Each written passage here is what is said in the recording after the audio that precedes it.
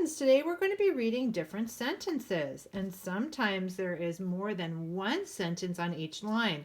For example, here we have look, and then we have an exclamation point, and then we start a new sentence.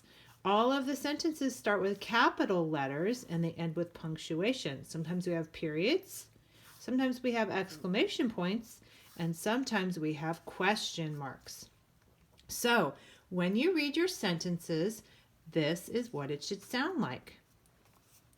This sad pig is in a big pit. What's a big pit? Yes, it's a big hole, isn't it? This sad pig is in a big pit. That makes sense that he's sad, huh? Let's read the next sentence. Look, I see gas on this cab. Oh, that means that they must be putting the gas in the cab, right? Look, I see gas on this cab. Let's see what the next line says. Did Pam rip the gap in the bag? What does that mean, rip the gap? Yeah, basically a gap is a hole or an opening. So they're asking if Pam was the one who made the hole or ripped the gap in the bag. Read it again. Did Pam rip the gap in the bag? We had a question voice since we're asking a question. Ooh, this one starts the same word. Did. Ooh, and this is almost like did, but the vowel is different. Did Dad gab at the big pig? Rhyming words, big pig. What does that mean? Did Dad gab at the big pig? Gab means to talk.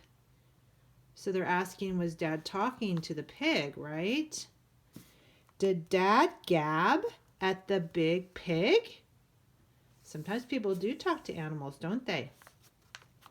Let's read our next line. I can nag at Tad to rip off his hat. What does that mean? I can nag at Tad to rip off his hat. Nag means to bother someone over and over until they do it. So we can keep telling Tad to take his hat off, right? I can nag at Tad to rip off his hat. I hope Tad will listen, huh? All right, our last line. Look, this is a big, bad rat. Ooh, I don't like big, bad rats, do you? No. Look, this is a big, bad rat. Did you notice how the second time I read each line, it was a little easier?